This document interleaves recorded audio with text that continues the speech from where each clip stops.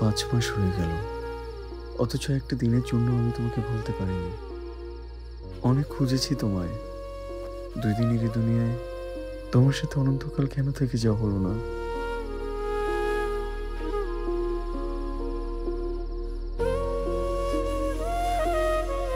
মা, তুমি?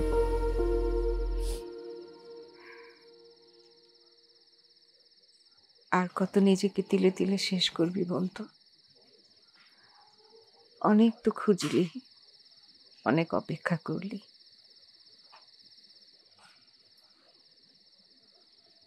শরীর আর চেহারার কি অবস্থা করেছিস? একবার আয়নায় নিজেকে দেখেছিস? মা, তুমি যখন কাউকে অনেক মিস করো না, তখন সেটার প্রভাব শরীরের উপর এমনিতেই পড়ে। 5 মাসের উপরে হয়ে গেছে, কিন্তু আমি ওকে এখন একটা মুহূর্তের জন্য ভুলতে পারছি না। আমি পারবো না কখনো ওকে ভুলতে। আমি জানি আমি পারবো না।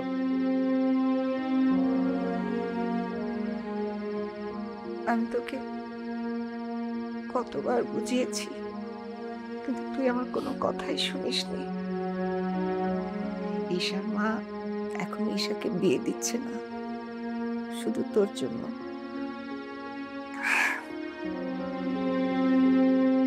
ওর সম্পর্কে কথা শুনে ওরা ঈশাকে তোর সাথে বিয়ে দিতে চাইছে, শুধুমাত্র তোর জীবনটা যেন সুন্দর হয়। মা, আমি কতবার বলবো তোমাকে, আমি ঈশাকে বিয়ে করতে পারবো না। আমি এখনো জেনিকে অনেক বেশি ভালোবাসি।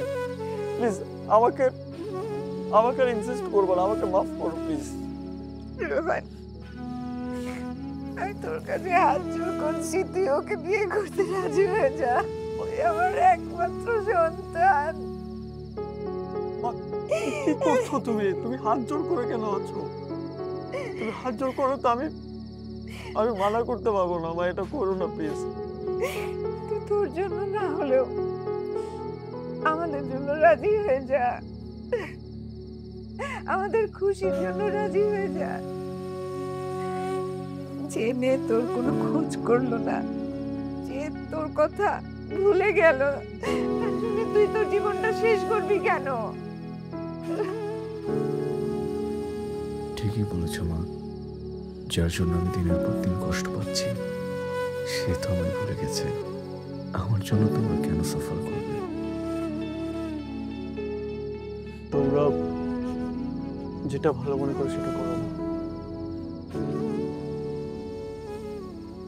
আমি রাজি। সত্যি বলছিস রেহান? সত্যি বলছিস তুই? আমার লক্ষ্মী ছেলে, আমি এক্ষুনি সুখবরটা তোর বাবাকে দিয়ে আসছি।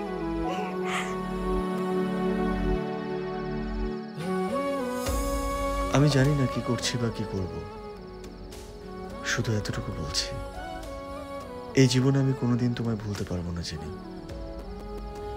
তুমি তো আমার পুরো অস্তিত্ব জুড়ে।